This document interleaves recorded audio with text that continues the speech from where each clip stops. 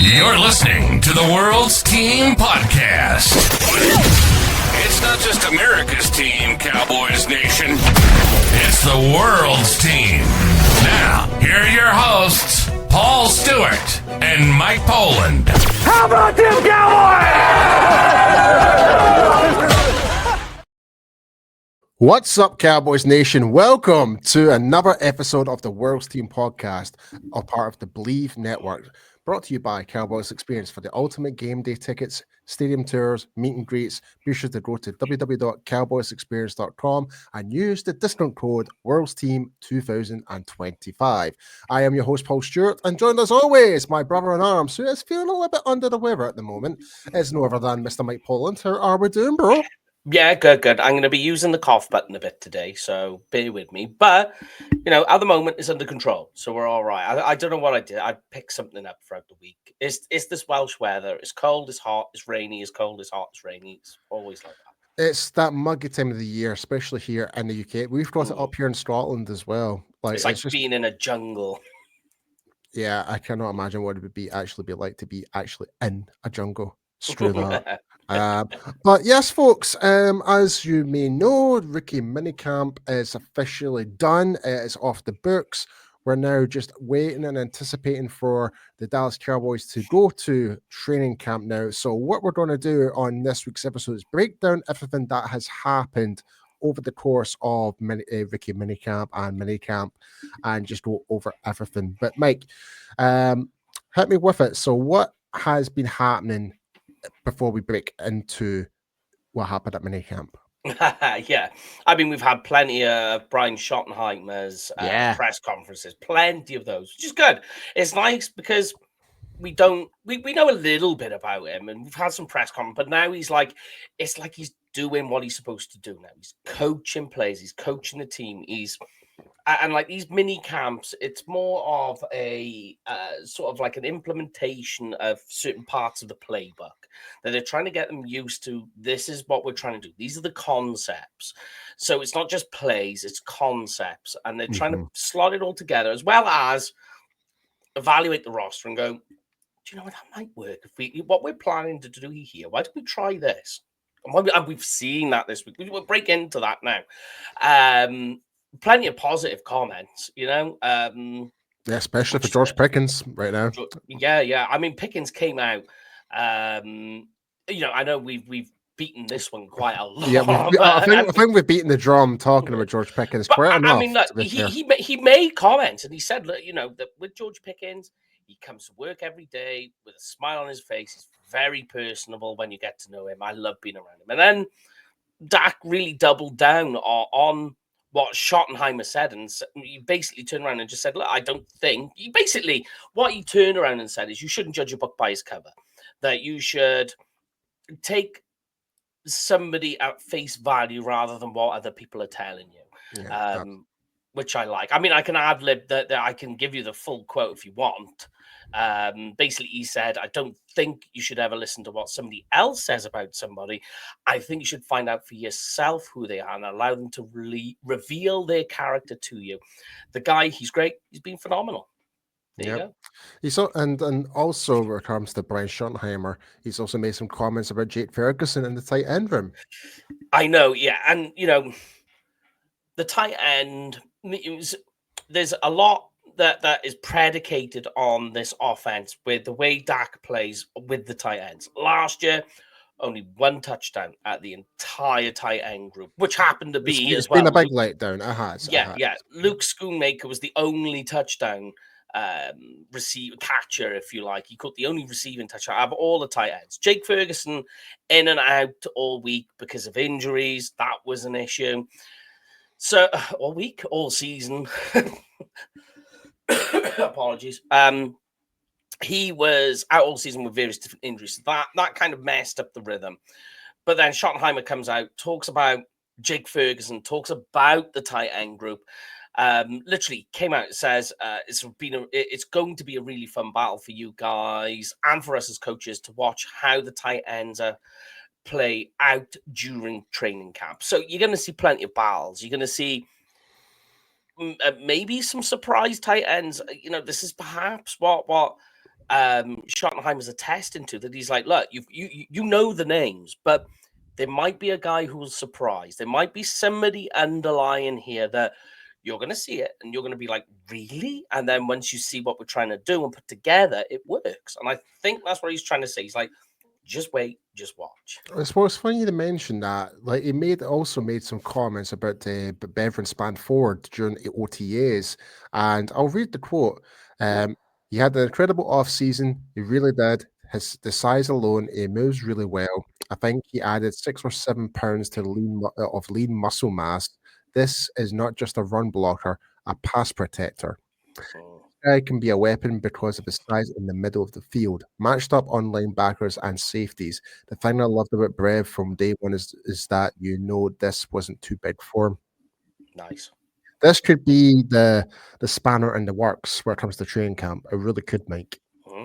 Yeah, I mean, you hear a comment like that, yeah, and you kind of go, we know that they're definitely taking Jake and Luke with them at the tight end position. And you look at the down roster tight end guys and you go, oof.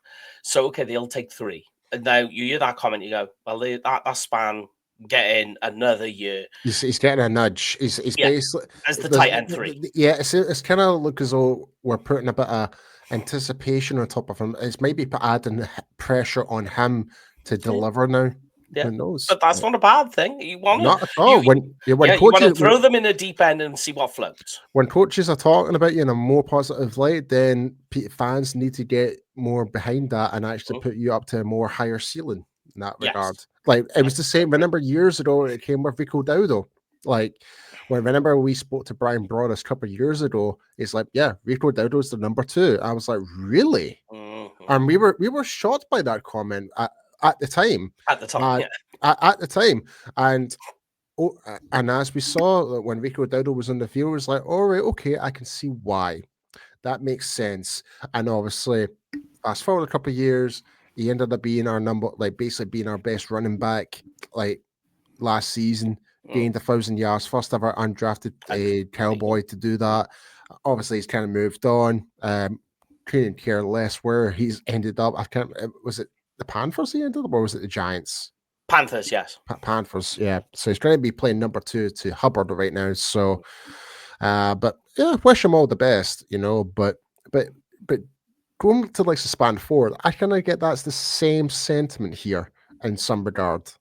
Look, I'm with you, and do they take 4 tight ends? Is that what this is about? That he likes the battle so much that there's this group, and he's like, there's some guys shining through. I like Ford, but there's these other guys back there. Well, I do have my own idea as well. Like when I'll mention one player and one player only. Who have I been saying is the Swiss Army knife of this football team right now?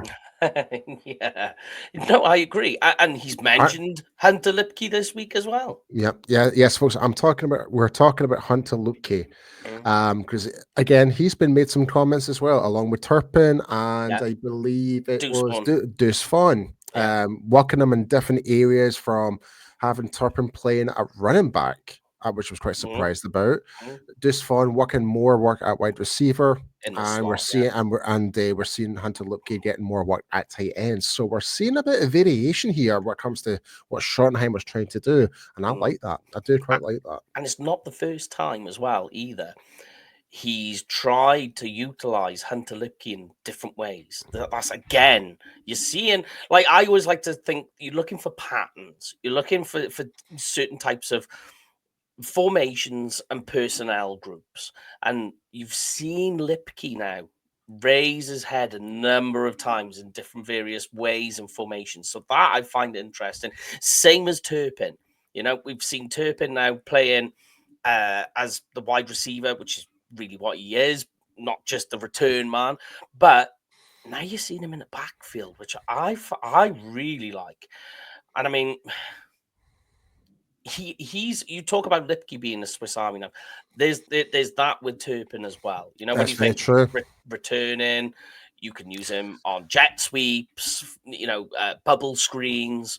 Now you've seen him playing out in the backfield, out wide slot. So there's a lot of variation of Turpin, and I want to see him used a lot more because I feel he deserves it. I share that same sentiment. Like, because let's be honest, I thought Turpin was probably one of our best players last year. Yeah.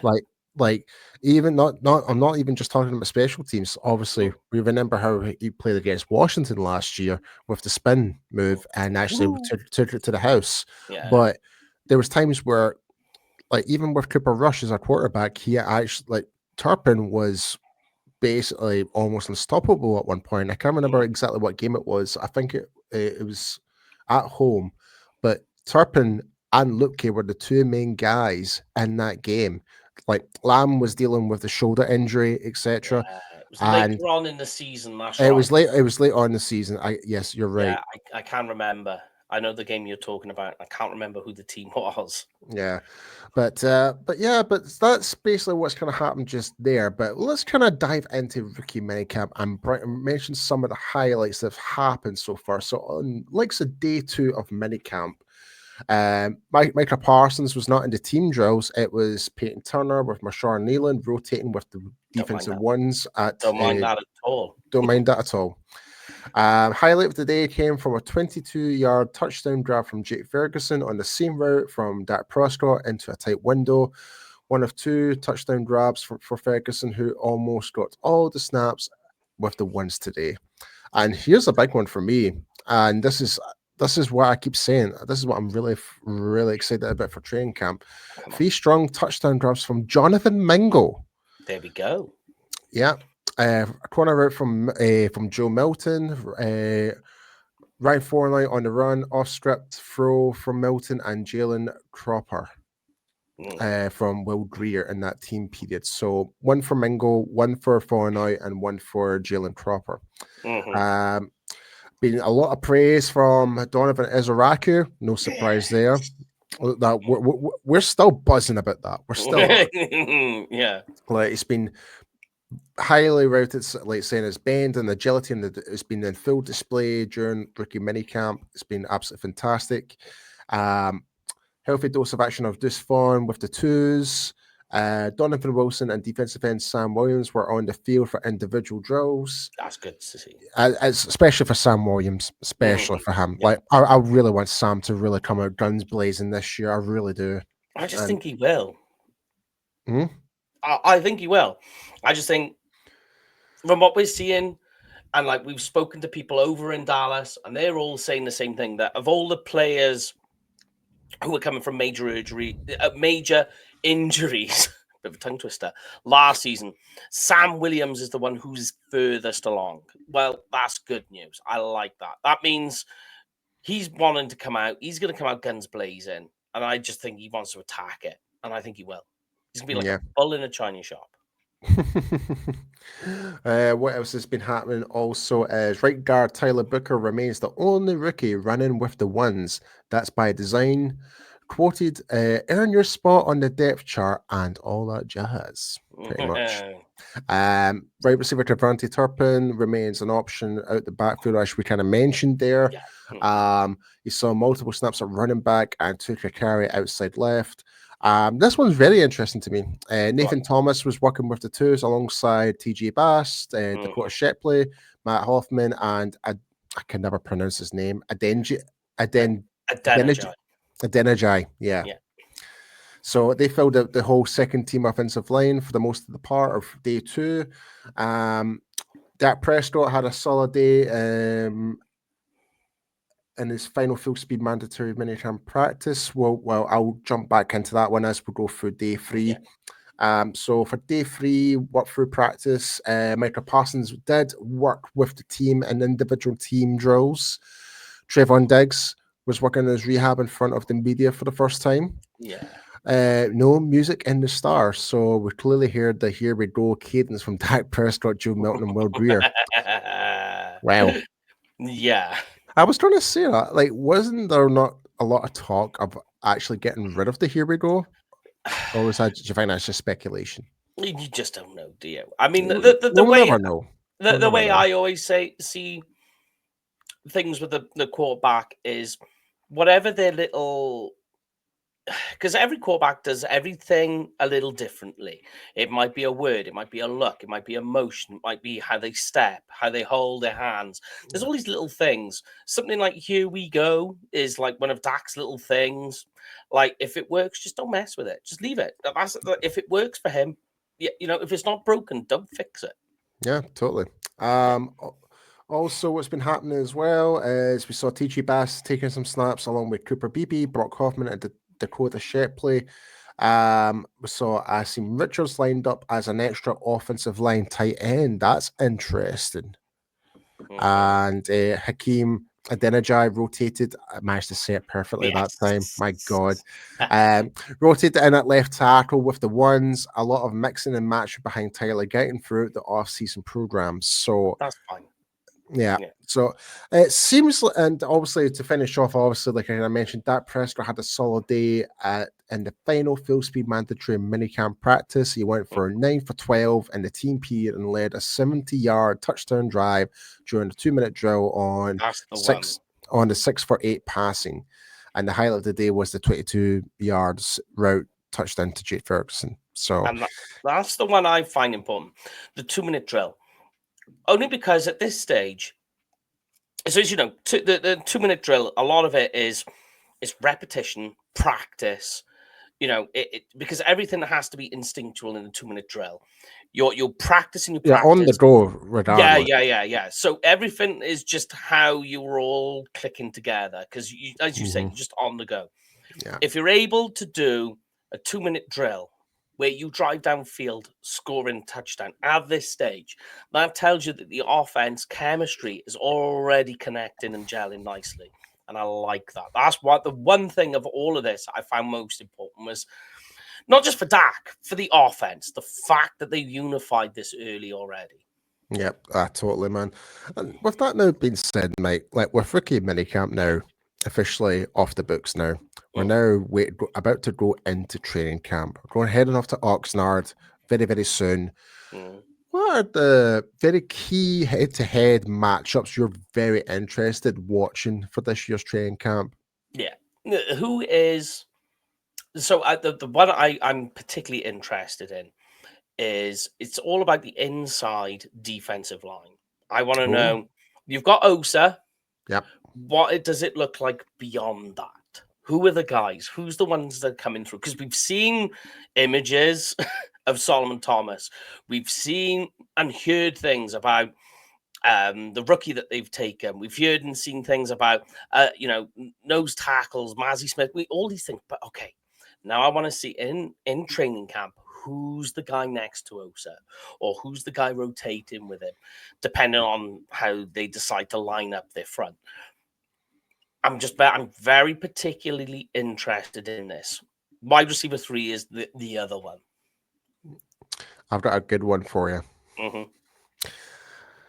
It's purely specifically on 2 players, but it's more the outcome of one player. Yeah. So it's going to be Donovan Ezeiruaku versus Tyler Guyton. Yeah, I see what you're going the other way around. Yeah, I like that. Right, because we know what Ezeiruaku can bring to the table with the speed. Well, in fact, you can even throw Micah Parsons on top of that, but it's purely on the focus of Tyler Guyton. How's he going to evolve from day one of training camp to the end? Has he improved? Has he managed to stuff like the defensive ends from getting to the quarterback? Has he managed to like completely seal them off from every aspect? That's what I want to see. I want to see like from day one, from minimum mistakes to next to none. Like I want to see that progression to the next step, and for us Cowboys fans to feel more comfortable with Tyler Guyton being on that field. I've got another interesting one because I know you like this guy. I want to see with CeeDee Lamb, George Pickens, whoever your tight end 3 is going to be. So Talbot, Turpin, we just spoken about Mingo, that he's rising. Sorry, did I say tight end? Wide receiver. Yeah. So you've got CeeDee Lamb, you've got So then who's going to be your wide receiver 3? So we just spoken about Mingo. You've got all the other guys behind that. But how does Siobhan Revel match up against them? I'll be honest, Mike. That's one matchup I'm very interested in. I know. As soon as I thought of it, I was like, that's Paul's one right there.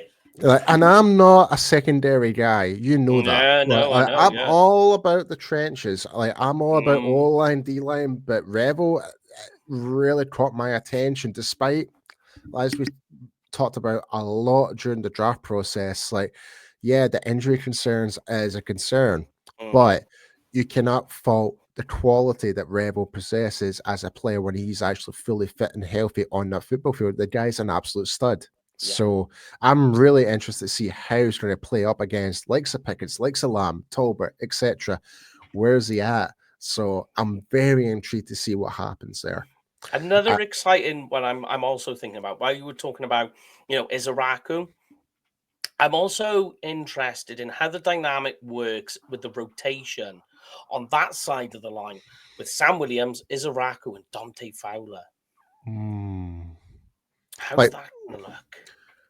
I'm very intrigued, and I'm really interested to see what the philosophy of Andrew Whitecotton is going to bring to this defensive line. Obviously, Solomon Thomas has got best experience of that currently in the defensive line, a unit. Yes. How's that going to transfer to these other players? Are they going to really thrive under Whitecotton? I certainly like to hope so, because Whitecotton's had a really good proven track record when it comes to being a defensive line coach. So, and obviously the bigger one for me is Conor Riley, the offensive line coach. How's he going to proceed? We saw him just last week, I believe. He was doing some type of seminar or presentation at the Star or somewhere at the stadium or something like that, but basically going over fundamentals of offensive line. It was like a coaching luncheon type of thing. Yeah. And even just hearing him talk, he's so engaging. I was just sitting there, I could listen to him all day and really soak up all that information and actually try to go out there and execute. That's one thing, and I think that's one thing we think we've probably lacked in the past couple of years. We've not had many coaches really willing to speak, and it really gets through to players per se. His intelligent talk. I guess the last guy it really did work out for that in terms of that regard was was Colombo. That was the main guy. Joe Philbin. He had his moments. He had his moments, but I don't think he's not that engaging type of coach per se. I could be well wrong in that matter, because obviously we're 5,000 miles away, but you got to take things at face value from what you see. Yeah, from what we're seeing at face value. Yeah. Put it this way, Mike Zimmer, completely different to what he was years ago. I know. He's not a shell of what an absolute shell of the person that he once was. Do I still think he still did an okay job with our defense? Yes and no. There was moments where we really struggled. There was moments that we looked fantastic, but it didn't really help. We were not getting the Mike Zimmer that we anticipated coming to Dallas. Shouty, screamy guy. Yeah. Do you know what I think? Yeah. I think with Zimmer, the medical scare he had completely changed him. I think so. I think that's definitely put a wee knock on him for sure. But changed who he was. Yeah. But now we've got Matt Elberfus, a guy that's so recognized in the Dallas Cowboys building, the guy that really helped Sean Lee became the player he was once he was fully fit.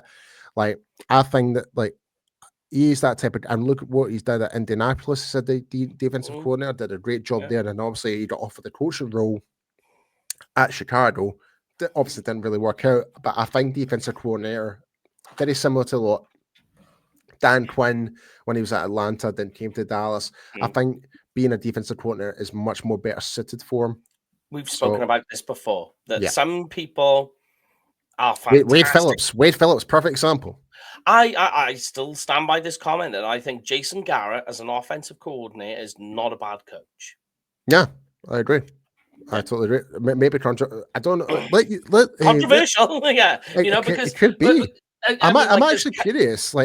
Folks, if you're watching or viewing the show, listening to the show, let us know in the comments on YouTube or let us know on X. Let us know what you guys think. Jason Garrett, offensive coordinator, not bad. Head coach, not good. That's my take. And I just think in life, there are, like you say, you spoke about Wade Phillips, fantastic defensive coordinator, goes off after leaving Dallas, goes to the Broncos. What happens?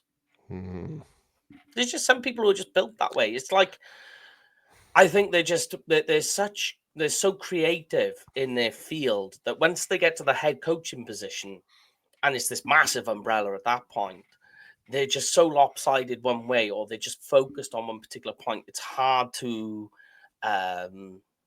open out into everything, I don't know if it's just me, mate. Like when I was coaching back a couple of years ago, and this is for the women's team I was coaching for based here in Scotland, for the Easter Bay Pirates. I specifically just want to be a defensive line coach. I don't want it's your field. It's the position I played. I don't know too much in terms of technique or anything that when it comes to quarterback or etc. I would lie. I was like, if I was to even try and go for like a defensive coordinator role, I would feel out my depth. And I wouldn't want to. And that's just going on the same side of the ball, just going up a stage. Yeah. Like people will find like obviously we weren't getting paid for it. Obviously, like it's like you volunteer to coach. And I wouldn't want to volunteer for someone if I didn't have any like knowledge or experience. So I think, especially if you're a head coach, especially if you're defensive minded head coach and you're being a head coach, then you need to play a lot of catch up to try and understand more offensive routes. I'm just being really hypothetical here. Some people, but there's some people out there that just know the game in and out, 100%.